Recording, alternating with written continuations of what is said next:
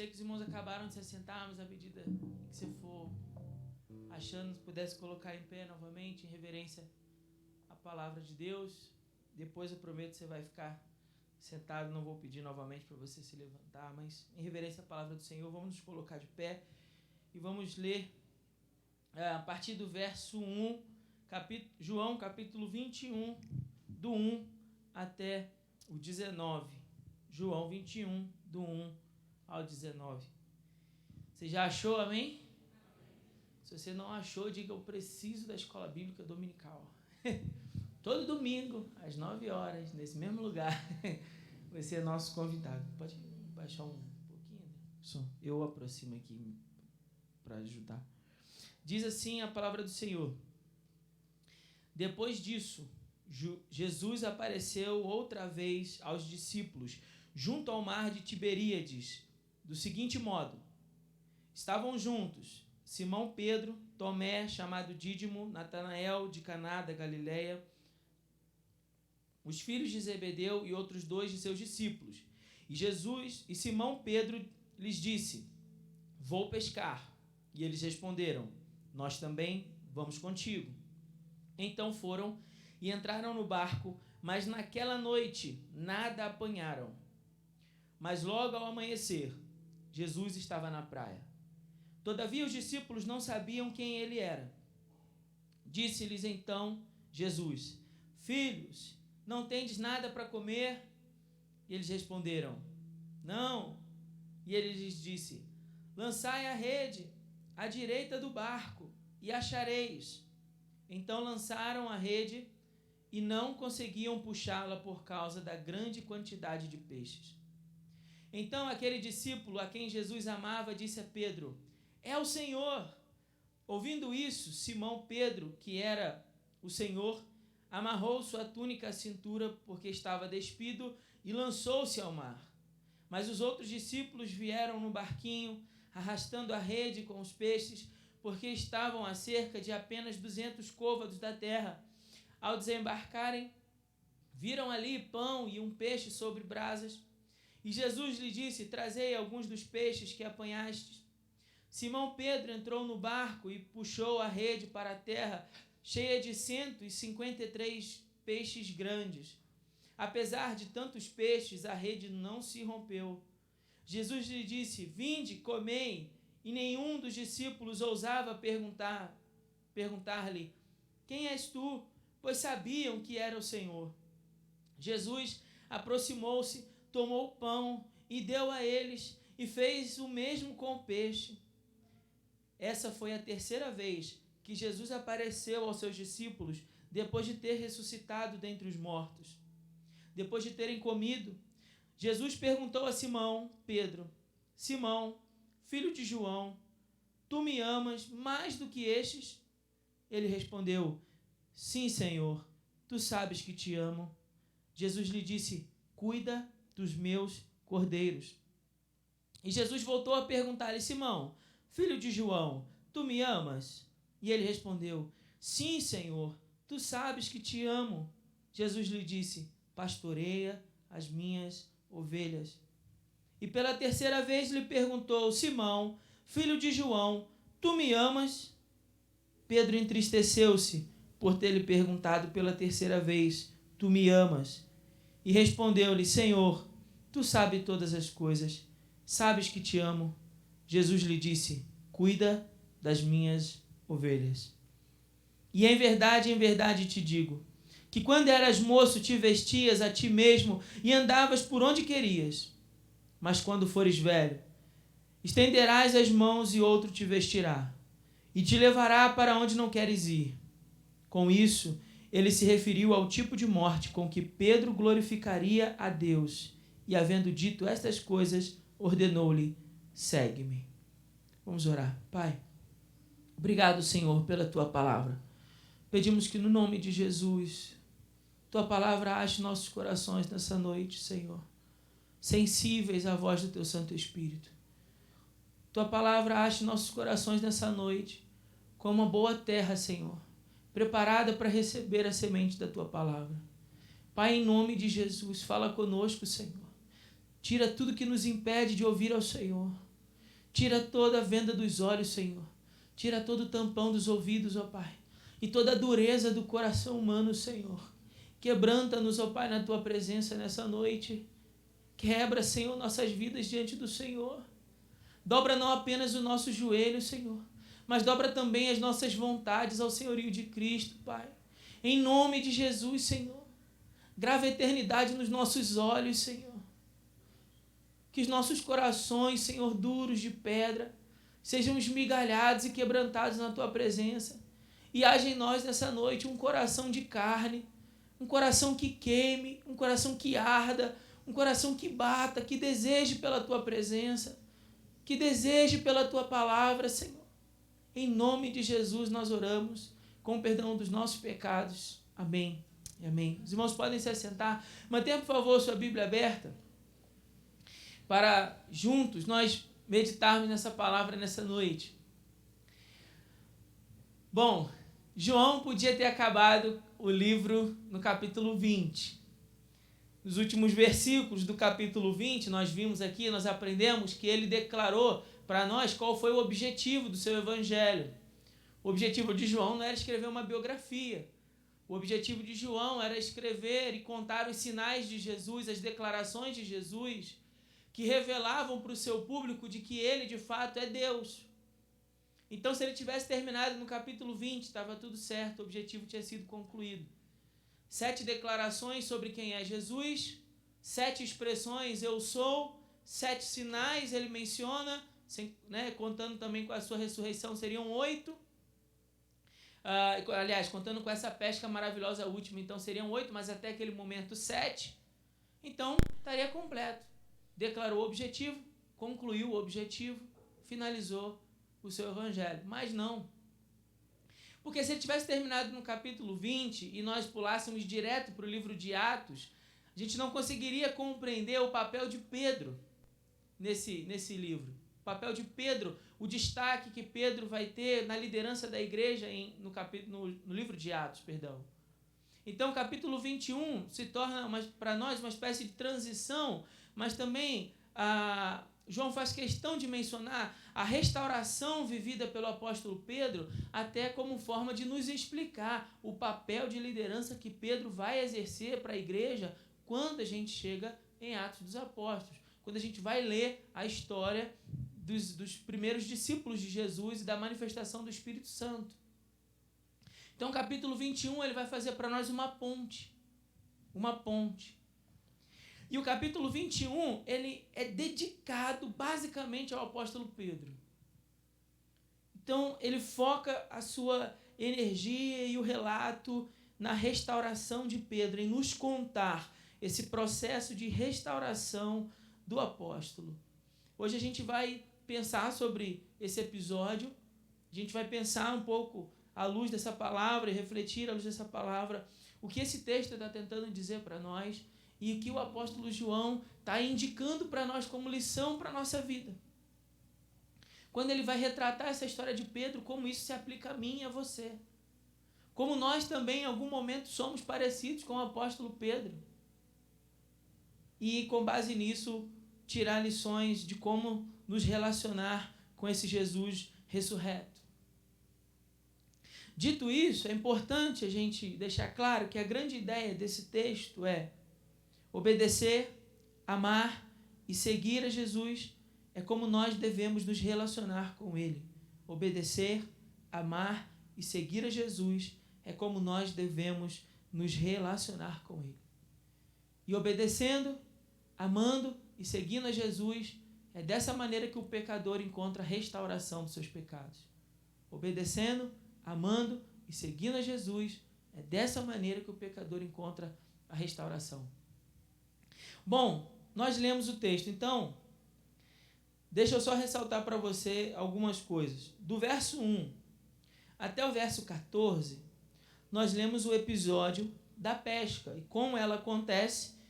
No momento inicial da noite eles não pescam nada, depois eles vão pescar e vão compreender que é Jesus que está na praia orientando eles naquela pesca. Você vai lembrar da pesca maravilhosa que aconteceu há mais ou menos pouco mais de 2 anos desse texto aqui, quando os discípulos são convidados a seguir Jesus pela primeira vez. Lá também acontece uma pesca maravilhosa como essa. Tá certo? Aqui é um segundo momento. Aqui é um segundo momento de uma segunda pesca que também acontece esse milagre. Com alguns detalhes diferentes, mas também acontece, em essência, quase que a mesma coisa para aqueles discípulos. Depois, versos 15 até o 17, ele vai falar sobre a restauração de Pedro e o diálogo de Jesus com Pedro a respeito do amor. Do amor. E por último, dos versos 18 e 19 que nós lemos, ele vai falar sobre a ideia de seguir a Jesus, do que significa seguir a Jesus.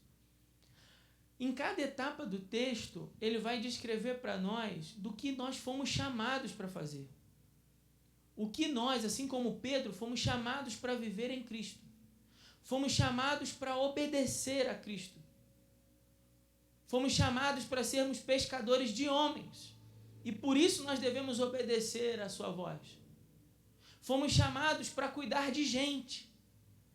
E por isso nós devemos amar ao Senhor.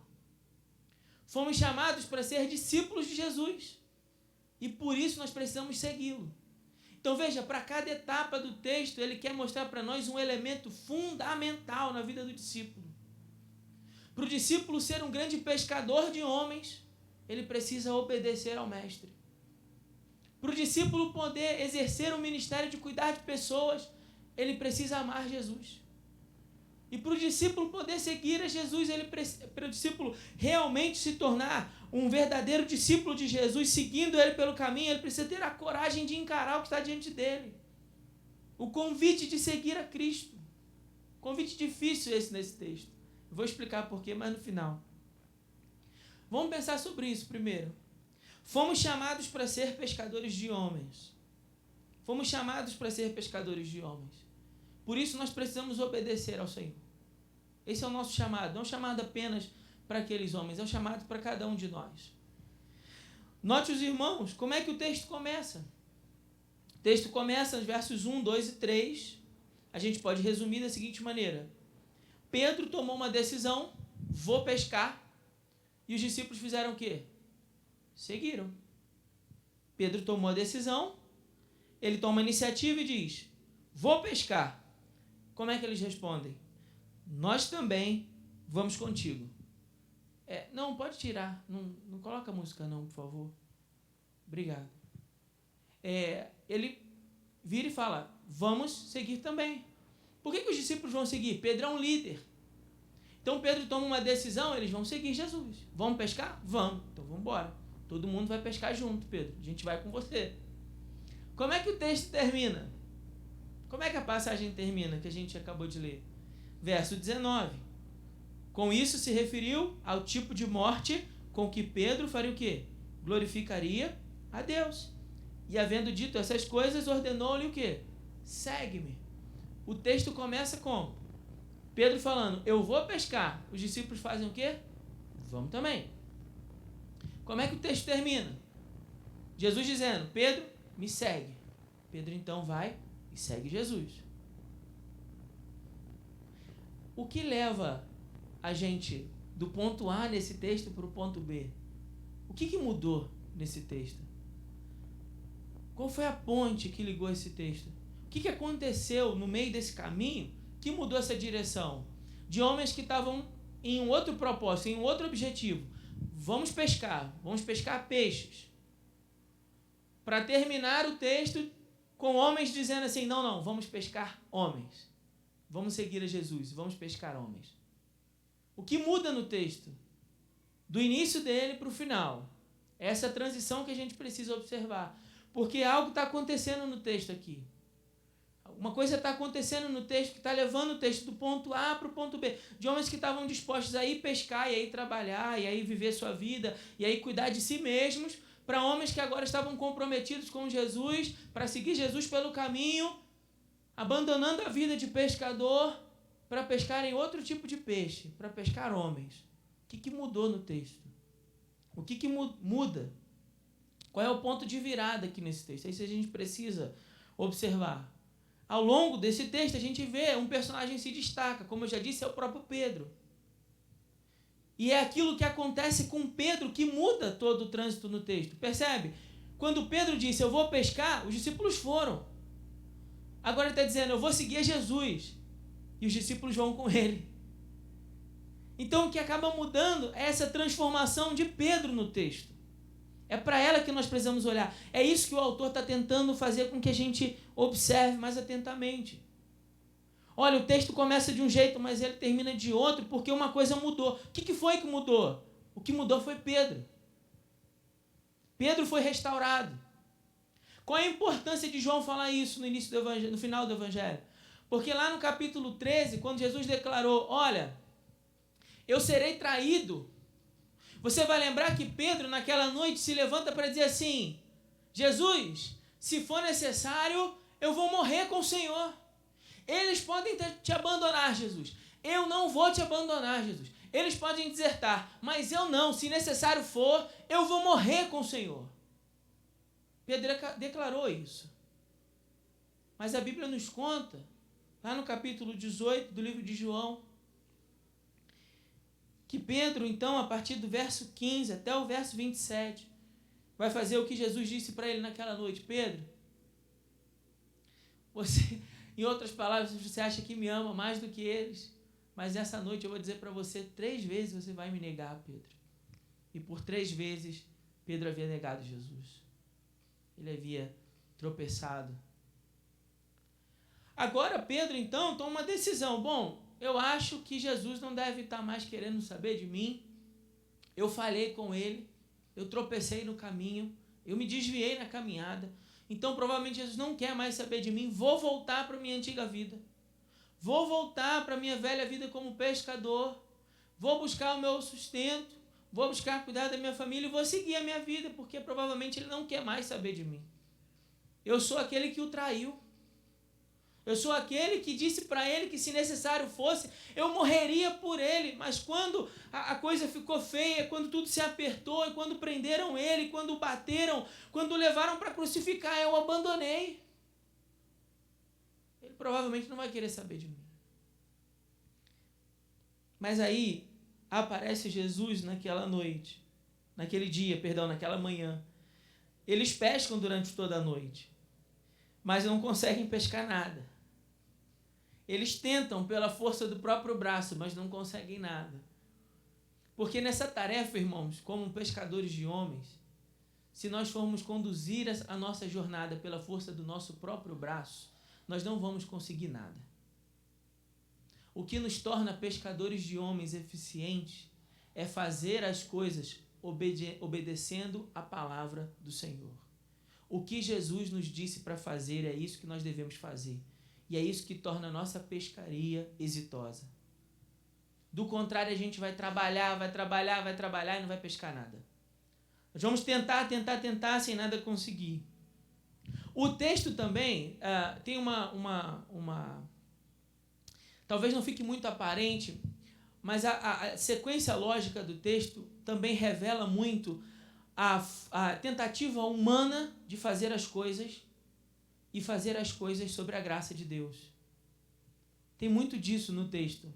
Nessa primeira parte a gente já consegue ver isso. No primeiro momento, a gente já consegue ter um vislumbre disso. Dessa intenção de João de mostrar a tentativa humana de fazer as coisas e fazer as coisas sobre a graça e a palavra de Jesus. É diferente. Porque, veja, eles tentam pescar sobre a força humana e nada conseguem. Depois eles lançam a rede de acordo com a palavra de Jesus. E aí o que acontece? Eles têm uma pescaria maravilhosa. Vamos pensar o que eu disse para você. O que está acontecendo nesse texto? Pedro está sendo transformado. Pedro está sendo restaurado. Agora pensa se não é a mesma coisa com a vida de Pedro. No primeiro momento, lá no capítulo 13 de João, ele disse assim, não, se necessário for, eu vou morrer com você. O que ele está dizendo? Com as minhas forças, eu vou ser corajoso, eu não vou te negar, eu vou conseguir, eu vou estar com você. Se for necessário, eu vou morrer com você. Se eles te abandonarem, eu não vou te abandonar. É a tentativa humana de fazer com as próprias forças, com as próprias mãos. E agora Jesus está tendo um diálogo com ele, uma conversa com ele, perguntando e questionando-o sobre amor. E a intenção desse diálogo é mostrar para Pedro que ele não tem forças por si mesmo para amá-lo como deveria. É algo que não fica muito aparente no texto, porque no português nós só temos uma palavra para amor. Mas no grego existem pelo menos 4 palavras para amor. O texto usa muito 2 delas. Uma palavra que aparece aqui é a palavra agapau, ou da onde vem a ideia de ágape, um amor incondicional, um amor que não tem condições, um amor irrestrito.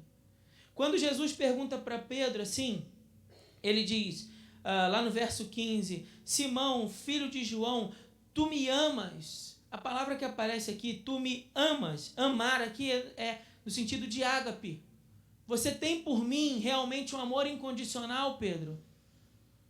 É como se Jesus resgatasse aquela noite para dizer assim, Pedro, você ainda acha que tem por mim um amor como você achava naquela noite? Que conseguia me amar a ponto de entregar sua própria vida por mim? Pedro, você ainda acha que você tem em você forças suficientes para não tropeçar na caminhada, Pedro?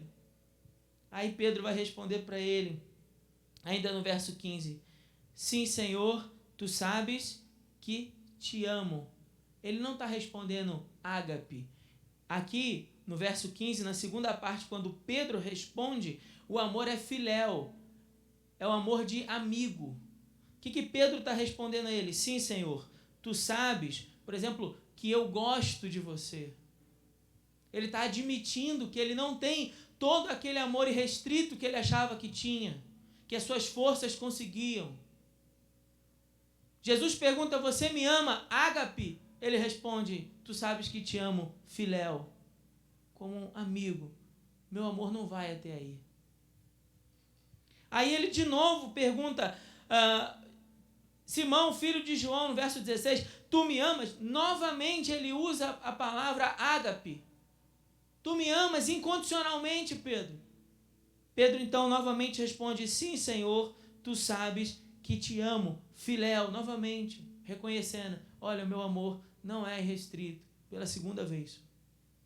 E na terceira vez, diz assim, Simão, filho de João, tu me amas? Nessa terceira vez que Jesus pergunta, a palavra amor aqui é filéu. Então agora Jesus abaixou a régua, vamos dizer assim. Ele desceu a régua. Ele estava perguntando aqui, Pedro, tu me amas, ágape? Ele disse, não, Senhor, filéu. Pedro, tu me amas, ágape? Não, Senhor, filéu. Agora Jesus responde no mesmo nível dele, Pedro, tu me amas, e a palavra é filéu. Esse é o amor. É por isso que Pedro fica triste. Porque pela força da sua própria força humana, sua vontade humana, era poder dizer, eu te amo, ágape. Mas eu não consegui, Jesus. Eu achei que podia. Por isso que eu disse para você que se todos te abandonassem, eu não te abandonaria. E se necessário fosse naquele dia, eu morreria com você. Mas agora eu reconheço, Jesus. Me falta desse amor. Filéu. E aí por isso ele se entristece. Não foi apenas porque foram 3 vezes. As 3 vezes são uma ideia de restauração das 3 vezes que ele caiu. Então, se 3 vezes Pedro caiu, 3 vezes a graça se manifestou a ele. Se 3 vezes Pedro tropeçou no caminho, a graça é suficiente para oferecer uma nova oportunidade. Assim como para nós, meus irmãos. Se você em algum momento do caminho também tropeçou, se em algum momento do caminho você queria muito, mas acabou tropeçando e negou a Jesus, ainda assim a graça é suficiente para restaurar você novamente nessa noite. Se por 3 vezes você caiu, por 3 vezes ele te oferece graça, porque sua graça ele é rico em graça, sua graça não acaba, não é algo como uma vez um menino num acampamento de embaixador, ele usou essa expressão, ele falou assim, não é como se a graça de Jesus fosse como uma caixa d'água cheia de água, e à medida que ele vai oferecendo graça para nós, essa caixa de água vai descendo o nível. Não, isso não acontece na graça de Jesus, porque a graça de Jesus é transbordante. Por isso Paulo vai dizer em Romanos capítulo 5, verso 20, que aonde abundou o pecado, superabundou o quê? A graça. A graça é superabundante. Por isso, se nós caímos, Ele nos oferece graça. E se caímos de novo, Ele nos oferece graça de novo. E se caímos e tropeçamos de novo, Ele nos oferece graça de novo. Porque a graça de Jesus é o que nos restaura. A graça de Jesus é que levanta o caído. A graça de Jesus é que traz o pecador de novo, que se desviou do seu caminho para perto dele. É a graça de Jesus. Não é a força do pecador, mas é a graça de Jesus. Quando Pedro, então, admite que não tinha todo esse amor ágape como ele achava que tinha, ele tinha um amor filial, então Jesus restaura ele. Ele vai dizer assim: Senhor, tu sabes todas as coisas. Sabe o que Pedro está dizendo com essa expressão? Senhor, tu sabes todas as coisas. Ele está dizendo assim: Senhor, você me conhece mais e melhor do que eu mesmo. Eu achava que me conhecia. Por isso que eu disse aquelas palavras. Irmãos, eu imagino que isso deve ter sido muito duro para Pedro dizer isso. Deve ter sido muito difícil dizer essas palavras. Elas devem ter saído muito difícil da boca, porque só de pensar nisso dá vontade de chorar. Porque Pedro, então, está automaticamente se lembrando do que aconteceu naquela noite, tudo que o discípulo não quer se lembrar. É da noite em que ele tropeçou. E ele está se lembrando daquela noite para dizer assim: Senhor, eu achava que me conhecia, mas tu conheces mais profundamente o meu coração do que eu mesmo. Tu sabes todas as coisas. Tu sabes que te amo. E então, nesse momento, Jesus o restaura dizendo: cuida das minhas ovelhas. Cuida das minhas ovelhas. Bom, há um contraste aqui muito grande nessa palavra ágape com a palavra filéu, para mostrar para nós que uma coisa é tentarmos seguir a Jesus pelas nossas forças humanas e outra coisa é seguirmos a Jesus baseados na sua graça e na sua palavra. Nós podemos tentar seguir a Jesus e nos esforçar para não negá-lo pela nossa força do braço, mas fatalmente tropeçaremos, ou podemos confiar inteiramente na graça. Para que isso aconteça, nós precisamos admitir que nós não conseguimos por nós mesmos. Nós só conseguimos caminhar inteiramente na graça de Jesus a partir do momento em que você admitir para você mesmo que pela tua força humana você não consegue. Enquanto você achar que você é bonzão, ou que você é boazona, e que você pode, e que você é um super-homem, e que você resolve, afinal de contas você é o cara, pode tocar a bola em você que você faz o gol, você é a pessoa que resolve todos os problemas, afinal de contas você se basta, você é tão sábio que consegue resolver todos os seus problemas de maneira irrestrita, e você tem a força, mais forte até do que o Sansão, para resistir a toda a tentação e promiscuidade que existe nesse mundo que nos cerca, e a todo tropeço que existe pelo caminho, você facilmente passará por cima como um verdadeiro tanque de guerra. É isso? É a verdade que você vive? Você está mentindo para quem?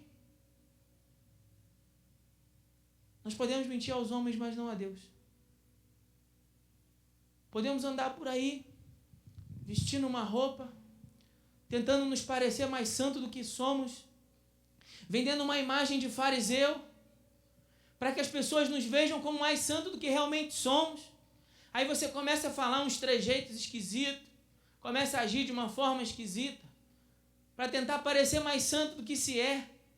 Só que o que o texto está nos ensinando é que a vida de santidade começa em você reconhecendo que você não tem força suficiente, que você é fraco, que você tem limitações. E é quando nós reconhecemos as nossas limitações diante de Deus, aí Paulo vai dizer lá em 2 Coríntios capítulo 12, que é quando sou fraco, aí é que sou forte, porque o seu poder se aperfeiçoa na minha fraqueza. A graça de Jesus é suficiente. A graça de Jesus precisa ser suficiente para restaurar a minha vida, para restaurar a minha família, para levantar o caído, para recuperar o que se desviou. A graça de Jesus é suficiente para levantar você nessa noite. A graça de Jesus é suficiente para restaurar o ministério que o Senhor tem na sua vida. A graça do Senhor é suficiente para Deus confirmar as promessas que Ele tem para realizar na sua vida, na sua casa, na sua família. A graça de Jesus é suficiente, mas para que a graça de Jesus possa agir sobre você, primeiro você precisa descer. Você precisa reconhecer que não consegue. Você precisa admitir que não consegue. E aí, quando você admite que não consegue, é aí que o Senhor vem e restaura você. Assim como ele fez com Pedro. Eu quero abrir um parênteses aqui para dizer uma outra coisa também nesse texto que quase ninguém acaba olhando. Mas a gente, quando pastoreia,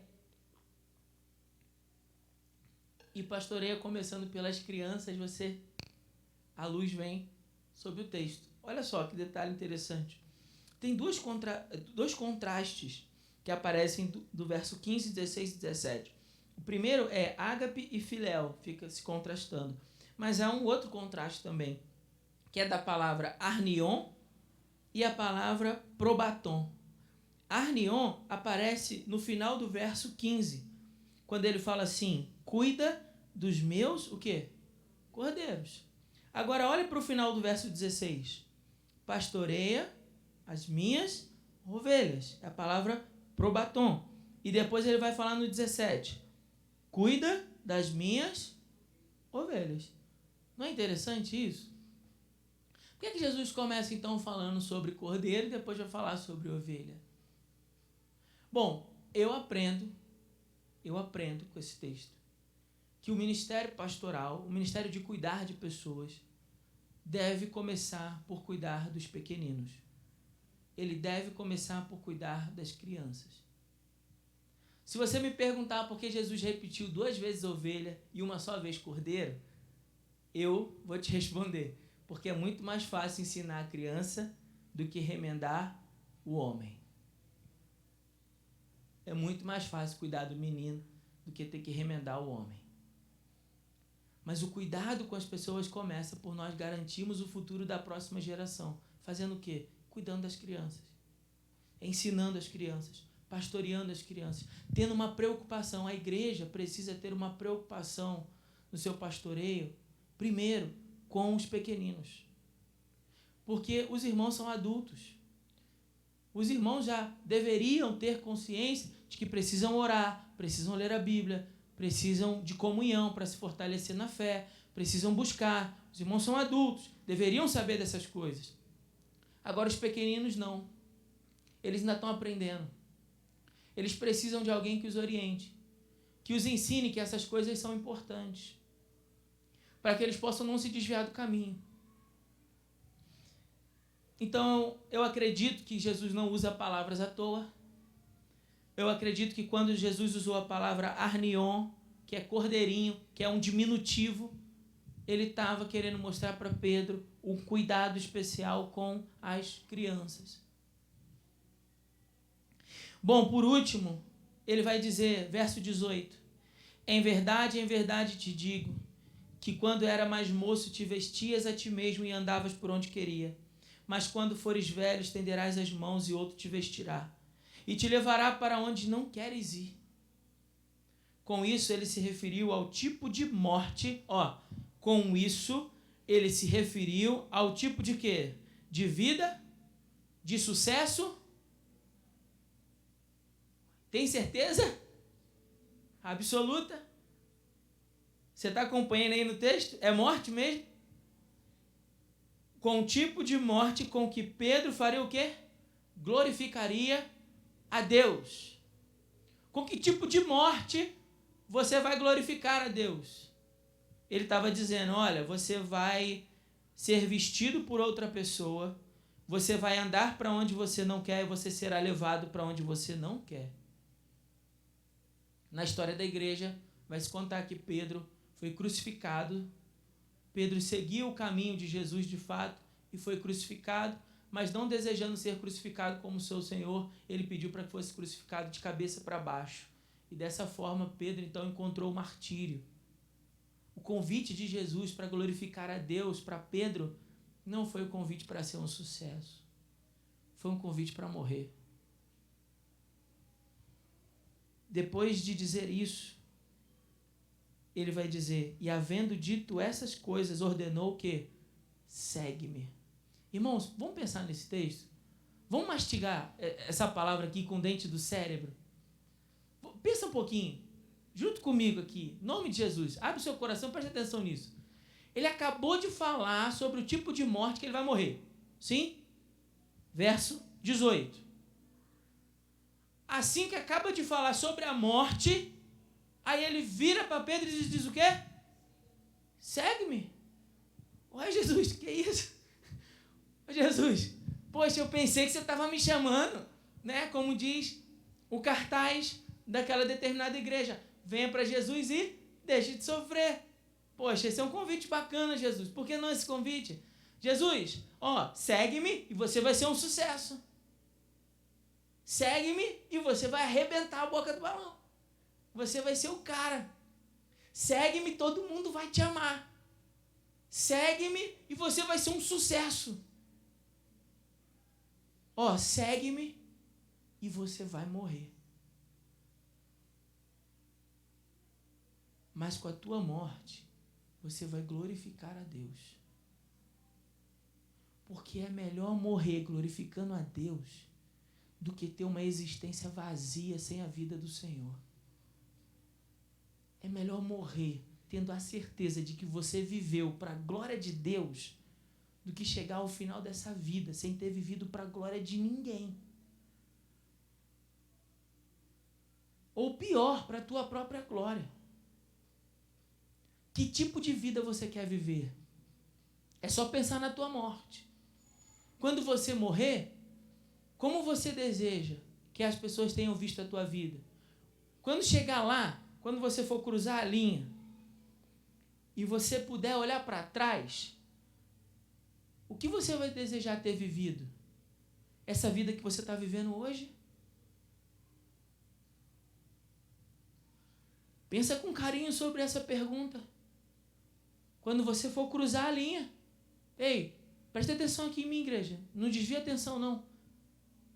Quando chegar lá no seu final, que você for cruzar a linha, você, e puder olhar para trás, que tipo de vida você vai desejar ter vivido? Essa que você está vivendo hoje? Essa onde você acha que se basta, que as tuas forças te sustentam, que você é apto o suficiente para resolver todos os seus problemas? Essa vida que você está vivendo para a sua glória? A sua agenda é, na verdade, um cardápio para satisfações dos teus próprios interesses. Deus não tem nada a ver com os teus planos. Deus não tem nada a ver com os seus sonhos para a sua vida. Seus projetos não passam pelo Senhor. Aí você vai cruzar a linha. Você quer olhar para trás e ter visto essa vida.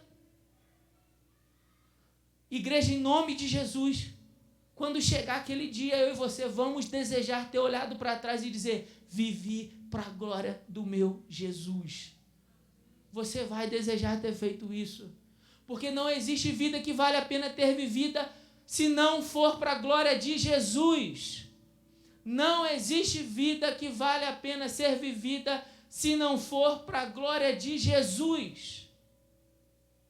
Por isso o convite de Jesus foi atraente. Mesmo diante da proposta de morte, foi atraente. Pedro olha, eu vou. Pedro, por que Pedro não hesitou e falou assim: não sei não. Acabou de falar que eu vou morrer. Não, ele disse: eu vou. Pedro tinha experimentado nos últimos dias o que é viver se sentindo longe de Jesus. Pensar em passar todo o restante da vida com aquele sentimento: eu não quero. Eu quero viver na presença dele, eu quero viver para a glória dele. Mas isso vai te levar à morte. Não importa. Não importa. Seja quanto tempo ele for me dar, sejam muitos anos ou poucos anos, eu quero viver cada ano para a glória do meu Senhor. Pedro foi restaurado naquele dia. E assim também nós precisamos ser restaurados por essa palavra. Meu amado irmão, eu termino dizendo que se em algum momento da caminhada você também tropeçou, se em algum momento da caminhada você também se desviou, você foi chamado para ser um pescador de homens, por isso você precisa obedecer. Você foi chamado para cuidar de gente, por isso você precisa amar ao Senhor. Você foi chamado para ser um discípulo de Jesus, e por isso você precisa segui-lo. Repito, a grande ideia desse texto é que nós devemos obedecer, amar e seguir ao Senhor. E é dessa maneira que Deus deseja se relacionar conosco. E é dessa maneira que o pecador encontra restauração. Que Deus nos abençoe com a sua palavra no nome de Jesus. Vou chamar aqui as crianças. Irmãos, as crianças prepararam uma homenagem no nosso Dia das Mães. Então elas estarão cantando. Oi, Mori, obrigado.